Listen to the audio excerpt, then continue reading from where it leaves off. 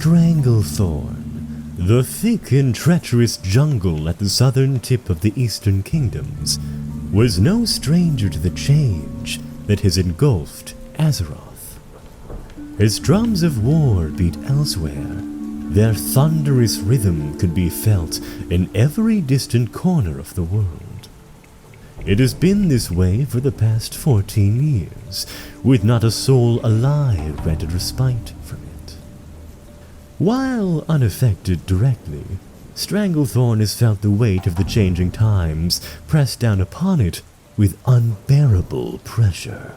Night had fallen over Stranglethorn, blackening its coasts and wilderness as it shepherds a storm that intends to ravage the land. Heavy rainfall and thunderous skies pounded down upon the land, while the coast would experience strong waves crashing against them like a battering ram. From Gromgol Outpost to the docks of Booty Bay, the storm reigned supreme as it twisted and churned the sea into a violent and ravenous beast. The statue of Gennaro's Point was all that stood defiantly against the storm, with it experiencing waves that reached up to the statue's torso. It stood guard over Booty Bay, which offered the only light within the darkness of the storm. Residents of Booty Bay had long taken shelter within their homes, with the only establishment still being open being the Salty Sailor Tavern. The tavern had become a sanctuary for adventurers and travelers alike, flocking to it for not just shelter, but a hearty drink to assist in waiting out the storm. Not a soul walked the docks, all except one. Hendrick Brassdrop, a gnomish merchant who has traveled far and has braved the storm ever since he entered Stranglethorn.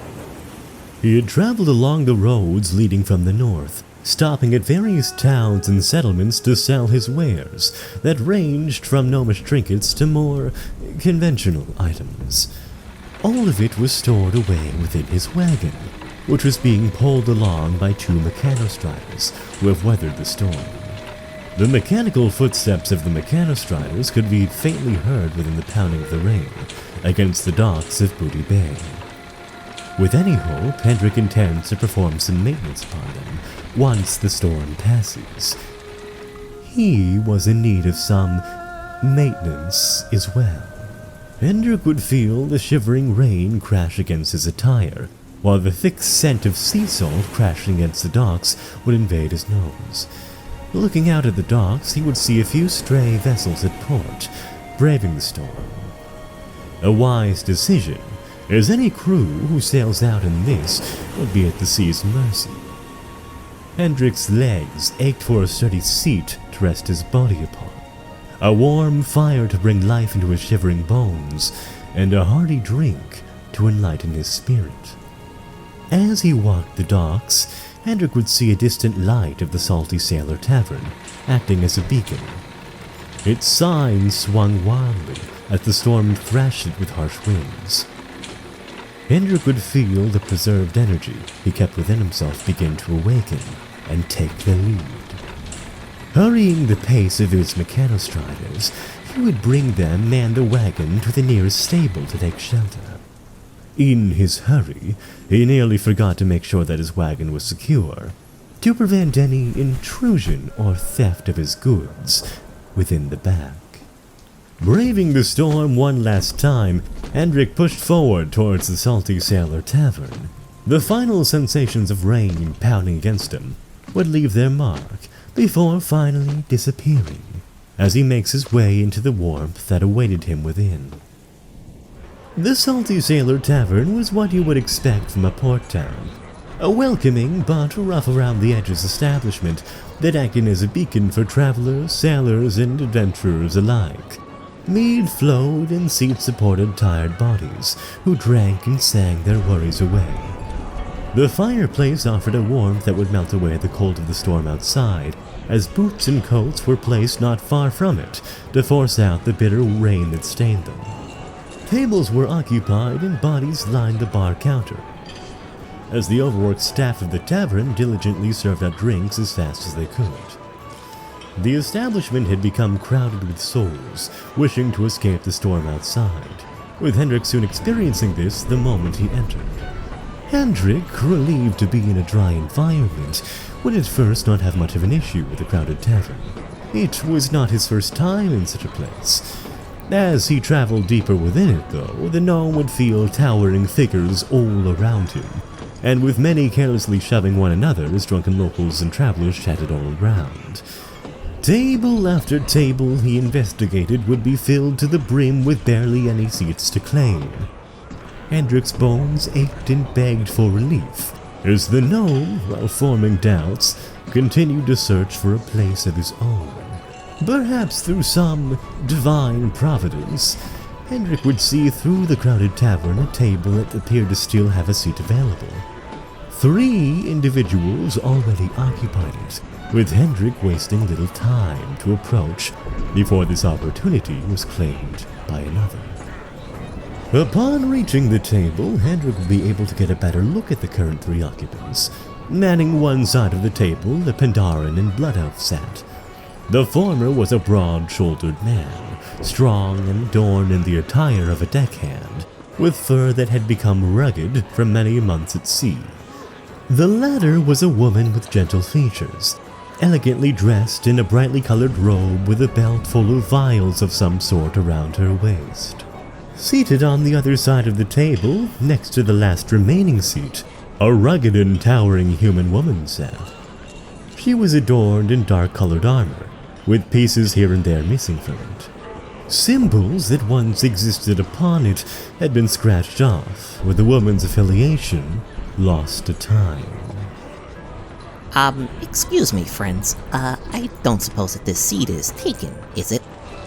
All eyes would be upon Hendrick, all except that of the towering woman who stared deep into a flagon of mead. The Pandaren, who sat up straight in the presence of a new arrival, offered a friendly and welcoming smile across his furred face, with him gesturing to the seat across from him. By all means, take a seat and be welcomed. Much appreciated. Climbing up into his seat with a light grunt, Hendrick would make himself comfortable at the gathering. His aching bones creaked within him as they settled and began to rest as the weight he put upon his body slowly disappeared. Once seated, Hendrick would signal towards the bar for a flagon of mead, before turning his attention to his tablemates. Hendrick Brassdrop, at your service. Who may I have the pleasure of joining with on this dreary evening? I am Jung-Su, first mate of the Wandering Maiden. To my right is Miss Ilvana, alchemist by trade, if I remember correctly. Pleasure to meet you, Mr. Brassdrop. Next to you is our silent drinking companion, Miss Selene. Selene, not looking away from her ale with eyes that seemed more suited for watching over a bulwark, would offer no response. She remained silent without much acknowledgement towards Hendrick or her other drinking companions. Hendrick would offer her a simple look before being made to look away as his mead arrives and a few golden coins are tossed to his server. She doesn't talk much. I do not blame her considering the undesirable weather that has forced us here tonight. Indeed. Just came up from the north and had to travel through this mess. Winds almost low knocked my wagon over.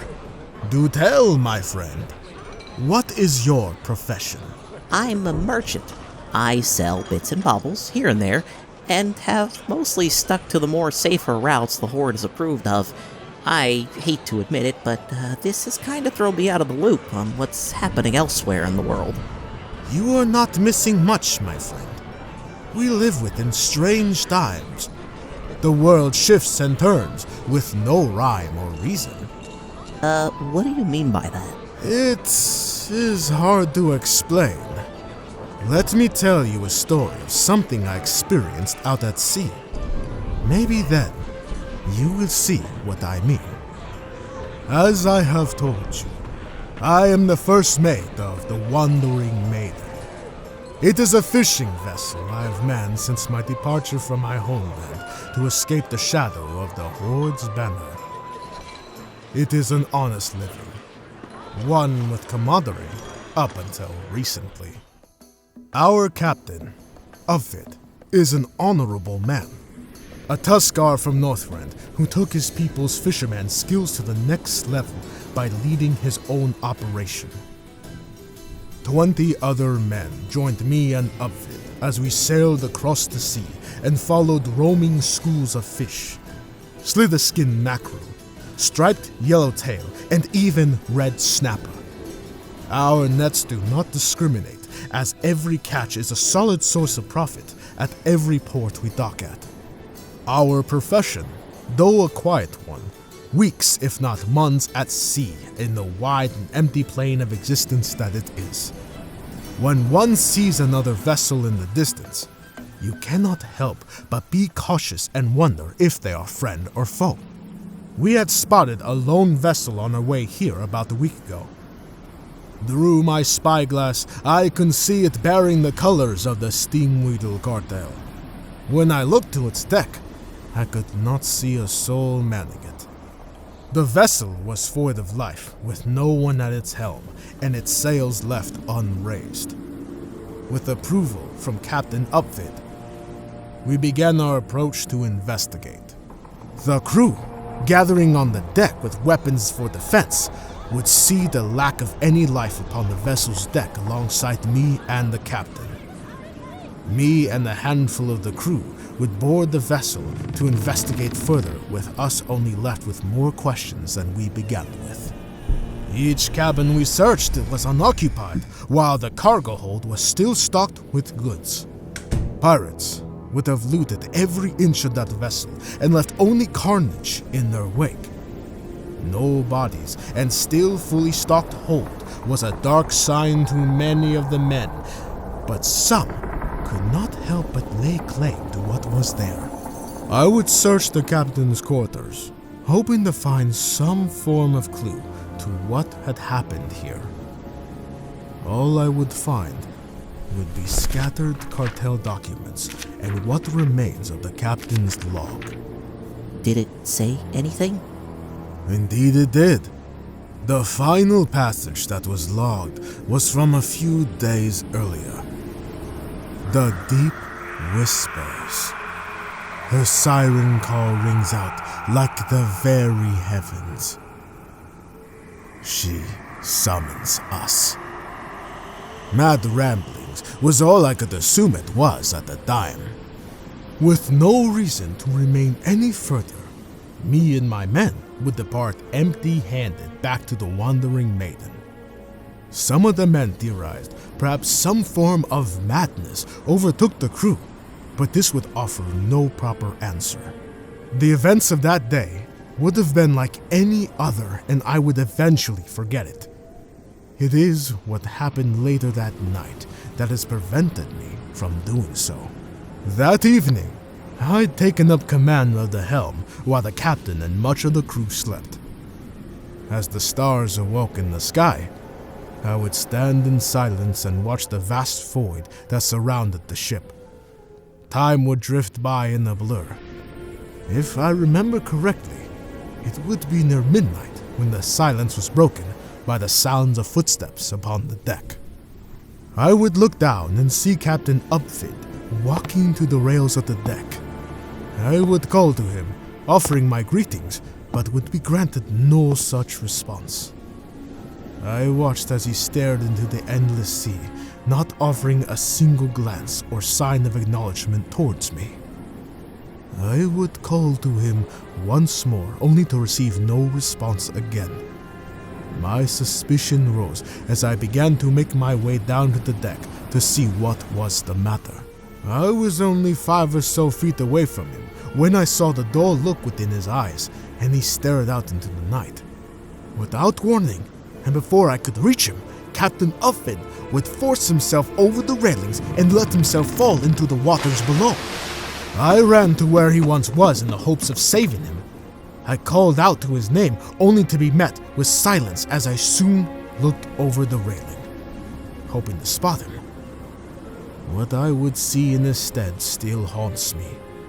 Deep within the pitch-black depths of the sea, I watched as Captain Upfit His form was grasped by dark hands that pulled him down further till I could no longer see him.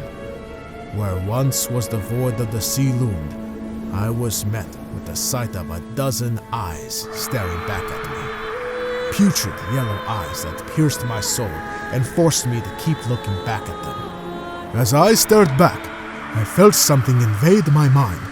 A voice I cannot describe that whispered to me things I could not understand. Each word would have my full attention locked onto it as I felt my body grow numb and my focus become clouded. A thought itched and pulsated within my mind that tempted my very being. That is when I heard the voice speak something I understood. Jump. I would have joined my captain if not for the intervention of the crew. My call to the captain had awoken them, with them rushing to the deck, where they soon pulled me away from the railing. Reality would soon return to me, and joining it, panic formed. I yelled to the crew to raise the sails and depart swiftly, declaring that we were in danger as I made my way to the helm. They did not oppose my commands as first mate, and would do as I ordered with us, soon making distance from the scene. We sailed as long as we could into the night, till dawn rose over us. Even then, I felt uncertain that we were truly safe. It has been a week since that night, and every day I questioned what I had seen. The crew held suspicion towards me. I know they whisper about my claims of the captain being pulled into the deeps. They question my sanity, and I cannot blame them. I only hope that once the storm passes, I can speak with them to calm the matter before they begin to take drastic action. Silence would fill the table as Jung-Su ended his story. Hendrick, who had listened fully to what was told to him, looked to the Pandaren, who stared deep into his flagon before taking a hearty drink from it. Mead would drip onto his chin and down onto his shirt before the flagon was placed back down. This silence allowed the story to settle, but would soon be interrupted by a hardened voice. Bullshit. This sudden intrusion was just as loud as the thunder that raged outside, with all eyes being placed upon its source. Seated next to Hendrick and across from Ilvana, Selene sat with her head raised from her flagon to stare towards Jung-Un, whose expression was that of honest shock. He could not believe the sudden outburst, with his next words just barely escaping from his lips. Excuse me? I said bullshit. Just some sailor superstition. You haven't seen the sort of insanity I have witnessed in Duskwood that leaves a person withering in fear. I should know. I'm one such person. I was once a member of the Night Watch of Darkshire. Had been, long before it and Duskwood became a no man's land. Duskwood had always been a haunted place. From the restless undead of Ravenhill to the worgen that prowled the wilderness, Duskwood was only sustained by the support of Stormwind. When it fell, residents of Darkshire began to depart for greener pastures. Some people still remained in Darkshire, resistant to the idea of submitting to Horde rule beyond Duskwood's borders. Me and a few other watchmen remained to keep some semblance of order and protection for the remaining population. It was a hellish existence, scraping by day to day and staying out of sight from the powers that be. Darkshire was a dying town. We just didn't want to admit it. It would remain this way with each passing year, leaving the population smaller and smaller. Beyond this, strange happenings began to take place within Duskwood, stranger than what we had already grown so used to. The once quiet and hollow woods would begin to be filled with life. Me and the others would witness travelers from the east make their way along the roads towards the lands beyond. Some were familiar to us. Ogres, hulking and heavily armored, wearing markings of no tribe we had ever heard of before. They attacked and raided the few remaining farmsteads within Duskwood, with us fighting tooth and nail with them. And along with them, decrepit and scarred beings roamed the streets and passed through Darkshire to trade with the locals. Their eyes glowed faintly, and they spoke very little, only calling themselves pilgrims and exiles. These two groups never stayed long, traveling in scattered convoys like drifting ghosts. All except one that did not make its presence known to Darkshire, unlike the others. I only found out about them because of a wellness check me and a couple other watchmen were performing for a homestead in the outskirts of Darkshire. When we arrived, the homestead was abandoned. Not a soul was there with us, discovering the remnants of a struggle and blood staining the floorboards. We would then find a trail of blood and kicked up dirt, leading beyond the homestead and into the wilderness. I was bolder back then, more steadfast in my duty and quick to order my fellow watchmen to join me in pursuit. We followed the trail deep into the night, with the black heart of Duskwood's forest being all around us. Hanging from trees, we would begin to spot wind chimes, made from feathers and animal bones, swaying in the breeze. They herald what we would discover next, as the trail would lead us to a ravine that has long since dried.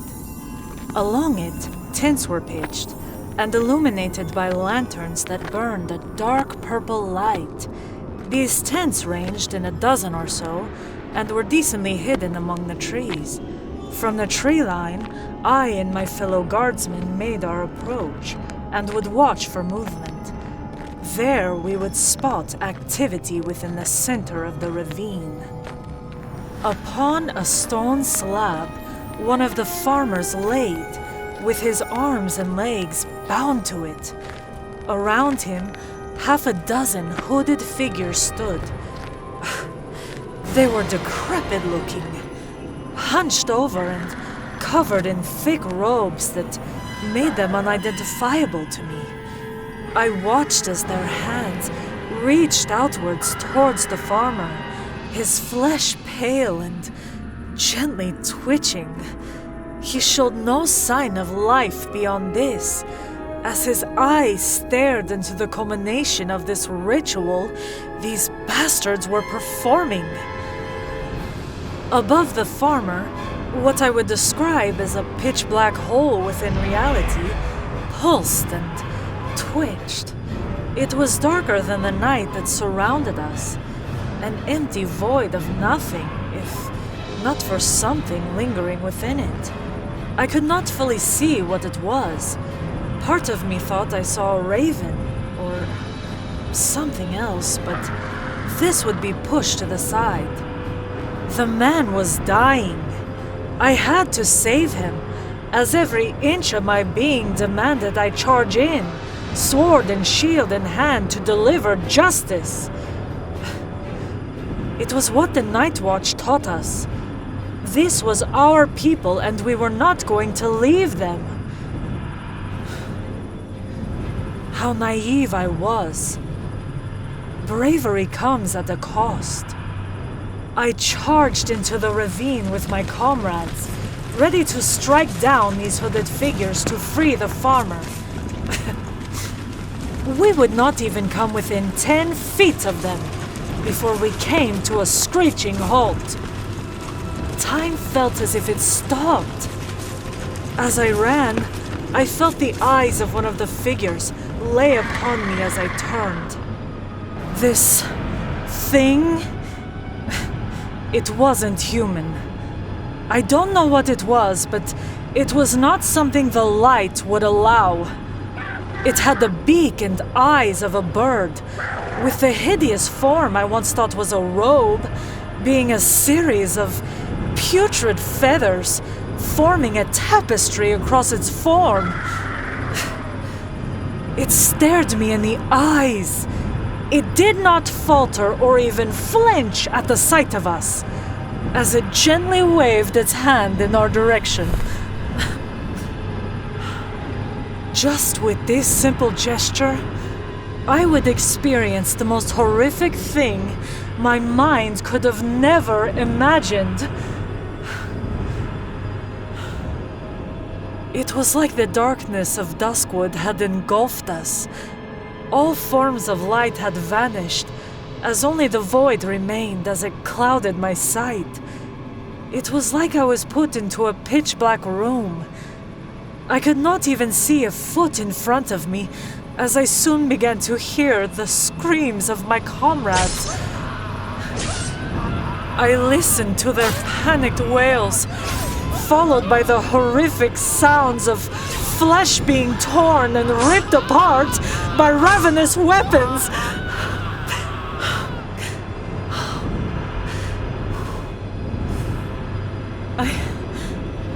I didn't know what to do. I panicked. Fear had overcome me as all forms of self-control disappeared from me, as the dark primal instincts to flee forced me to run. I ran blindly into the wilderness, slamming against trees and tumbling over stones. I tore off pieces of my own armor to gain more speed.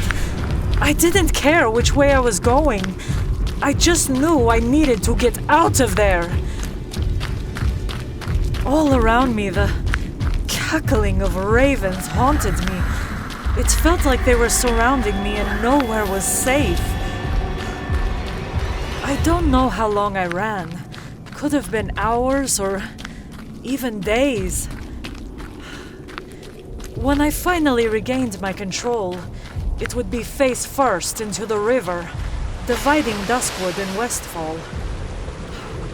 My body ached and burned, while my mind pulsated with pain. I emptied what little was in my stomach as I lay there at the river's edge, too exhausted to carry on.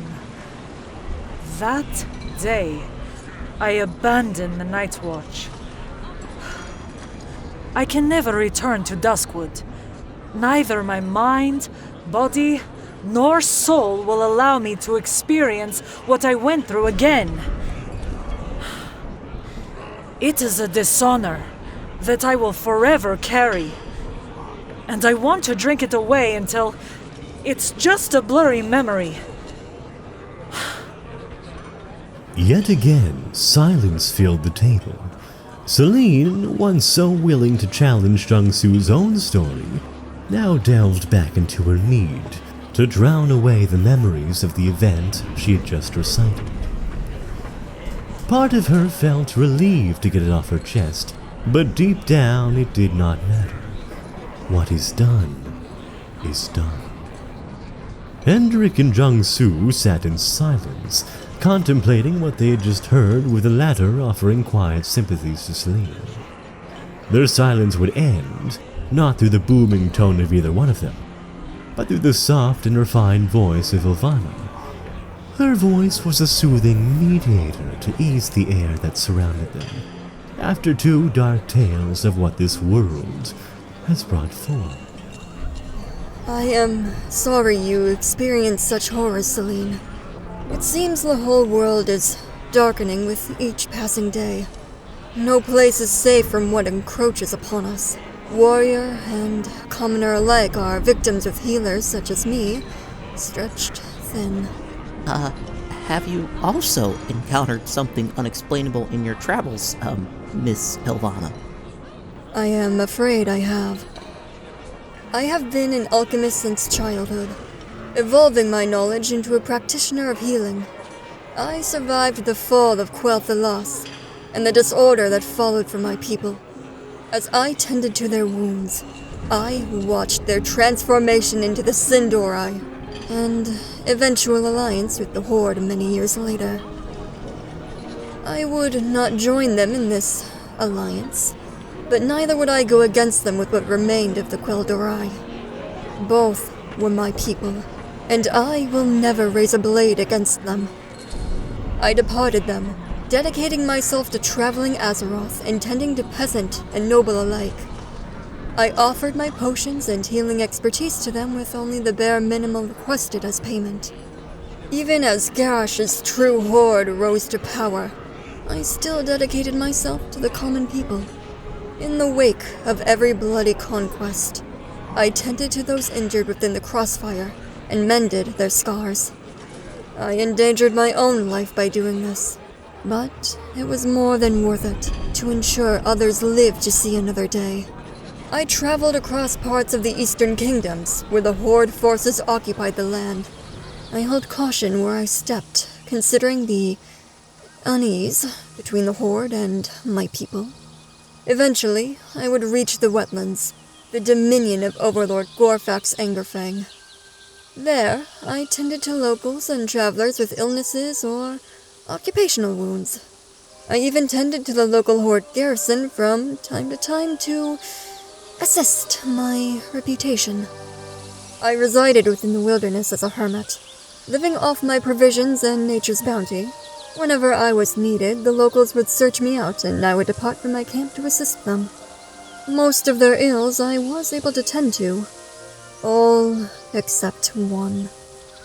I was called upon by the local militia to offer my aid to an elderly woman they discovered out in the wilderness. She was wandering aimlessly when they found her. Manic and screaming of things no one could understand.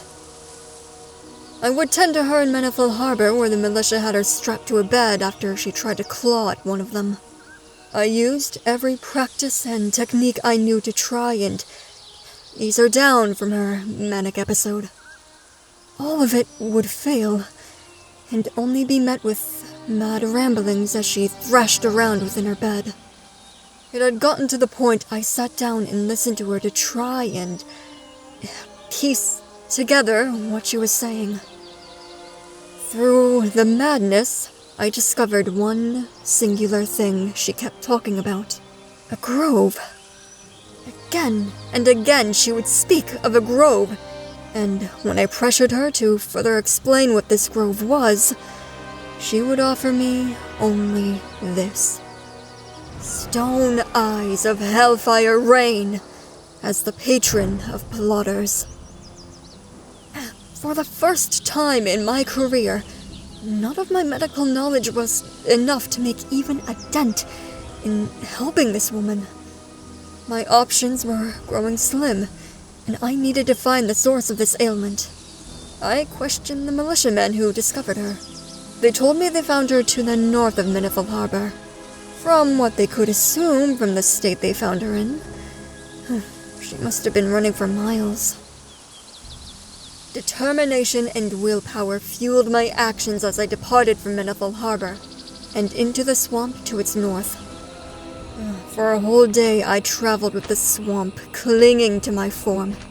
Sweat glistened my flesh from the humidity of the swamp, while mud stained part of my attire.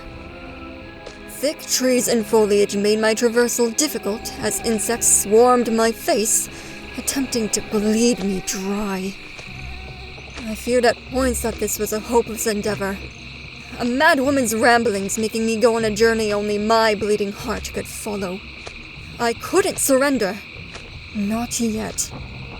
I traveled deep within the muddy forest of the wetlands till I reached its beating heart. Hidden away among the towering trees and along inhospitable ground, I would discover the grove. I approached and bare witness to what rested within its center. A round stone platform rested upon the only bit of stable ground within the grove, and upon it rested an altar that was loomed over by a statue. The statue was nothing like I had seen before. Oily black stone finely carved into the smooth but vague image of some form of humanoid. Its head was crested with large horns protruding from it. Its eyes were hollow, with fire burning within them that illuminated the sickly green light. This fire was unhindered by the humid and damp air of the swamp, as it was relentless in its flickering. Every fiber of my body upon laying sight on the statue demanded I leave this place. My desire to find a cure pushed me forward as I stepped onto the stone platform and approached the altar. Its jagged stone frame was stained with crimson that had grown old and dry. Tools, assumedly meant for torture, rested at the base of the altar, alongside discarded black robes numbering in over 2 dozen. The longer I stayed there, the more this place radiated an unholy aura that made me sick to my core. I had felt this sensation long ago, during the lowest point of my people, during a time of pure desperation. Such a sensation was sickening, as I tried to fight it every way I could and solidify my mind, even as my body screamed for me to retreat. This is when I felt it. The call. I felt a vibration of some sort reach out to me from the statue, coaxing me like a seductress to touch it. This is when I finally realized this was far beyond my capabilities. A battle waged in my own body between 3 different foes. My instincts telling me to retreat, my heart telling me to press forward for a cure. And this call demanded I approach. I could not ignore the call for self-preservation any longer. Defeated, I departed from the grove to return to Menethil Harbor. When I returned, the woman had died from her own madness. I had failed. But I hoped I could at least report what I discovered to the militia, in hopes of preventing this from happening again. I told them of what I discovered with only the vague promise of an investigation being made. I would soon depart from the wetlands, a pit weighing heavy in my stomach as I turned my back upon the region. The table had grown silent when Ilvana ended her tale. Everyone present processed what was just told to them, alongside the previous tale that still hung heavily over them all. While chatter and the clanking of flagons still filled the tavern with the distant sound of thunder just outside, the 4 remained silent. A strange feeling formed within Jung-Su, Selene, and Ilvana, one they couldn't quite put their fingers on. Perhaps it was some form of camaraderie they felt. Each had experienced the changing times and how the world was darkening. They had no doubt there were others out there that may have experienced similar things, but at the same time, each one felt a faint sensation of doubt towards one another. Which one of them was telling a true experience, and not some mad ramblings or superstitious nonsense merely for attention? Only the light knows for sure, as the world steps closer to oblivion. As the silence ruled the table, the only person that seemed unaffected by what was told between the group would be Hendrick. The entire time, the gnomish merchant listened with great interest, an inquisitive gleam within his eyes, as his full attention was placed between the 3. From the tones they used to recite their encounters, to the subtle expressions that formed across their faces, Hendrick took it all in. Gnomish curiosity demanded such focus, as he took in each account with great interest, true or not. Hendrick had been nearly forgotten by his tablemates in these brief moments of silence, up until the eyes of Jung-Su rested upon him. The Pandarian, straightening his back and trying to wash away the dread that loomed over the table, would attempt to speak up and end the silence. What of you, Hendrick? Surely a well-traveled merchant such as yourself has seen his own fair share of unknown sightings. Me? I am afraid not. Nothing too much happens in my line of work, except the odd purchase. Just taking things day by day. Hendrick's eyes would wander, looking towards one of the windows of the tavern. Still, the storm outside persists, heavy rain slamming against the walls of the tavern, as the darkness of the night shrouds Booty Bay. Thunder still boomed beyond the walls, and one could only hope that it will finally retreat by morning. Oh, would you look at the time? I best begin to settle in, as it will be a long day tomorrow. Lowering himself gently from his seat, Hendrick stabilized himself as he stood fully. The agonizing aches he once felt across his form had subsided, for instead a faint tension within his muscles as they began to move once again. He would look towards the strangers he'd spent the last couple hours with, a polite smile formed on his face as he bowed his head in appreciation towards them. Thank you again for letting me partake in your company. I wish you all the best. As do we you, Mr. Brassdrop. For a moment, the three remaining residents of the table would watch Hendrick depart into the crowd. His small form vanished within the towering bodies that flocked the tavern and crowded its rooms. A smile rested upon Jung-Su's face as he watched him depart, before looking back to the others. What a nice man. Quiet, but nice. He didn't touch his drink. Confused by this claim, Jung-Su would look to Selene with an eyebrow raised, and his curiosity claimed by her.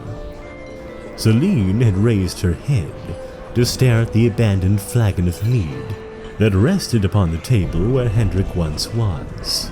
He didn't touch his drink. Not once. It's still full to the brim. Looking to the flagon, Jung-Su and Ilvana would join Selene in her investigation. The foam that once lingered above the rim had died out, with all that was left being the honey color of the liquid. Around the bottom of the flagon, a ring of water rested and had formed there from the moment it was placed upon the table. Not even moved an inch. I mean, we did talk a lot. That would make anyone turn their attention away from their brew. But not even a sip?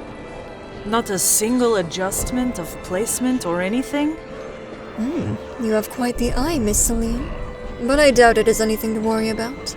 You're just overthinking it. Selene's eyes narrowed. Something itched in the back of her mind, but she could not place it. Maybe her nerves were just shot after recounting her past traumas, just jumping at shadows and letting suspicion rule her mind.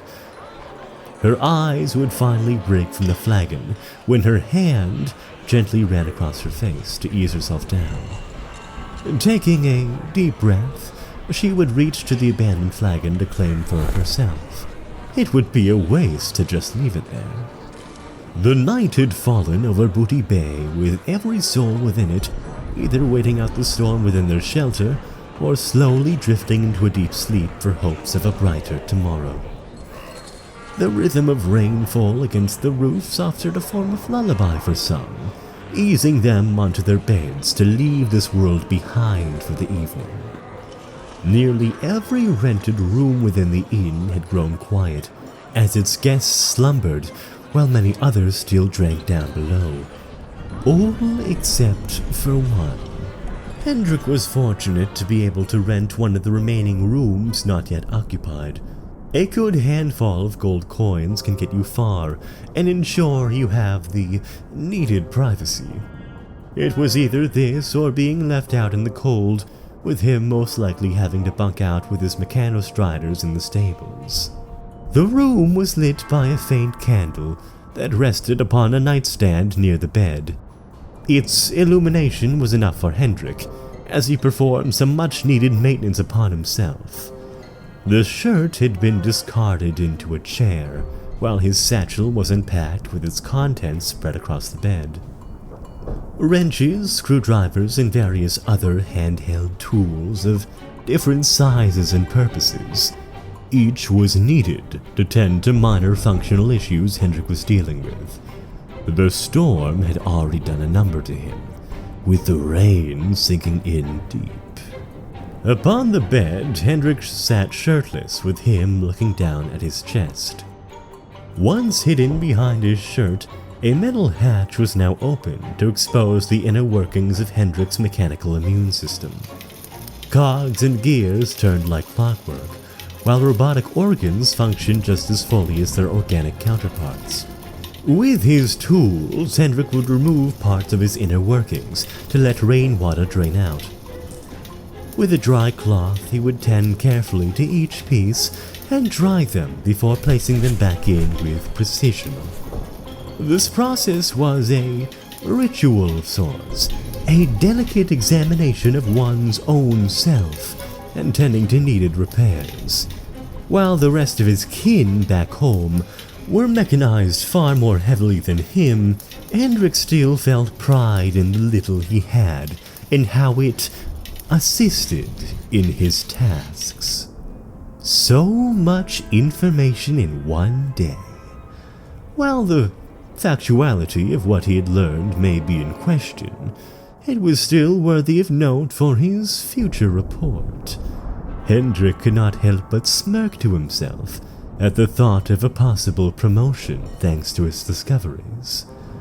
Filled with confidence, Hendrick could not help but gloat. King Mechagon will surely be impressed with these findings.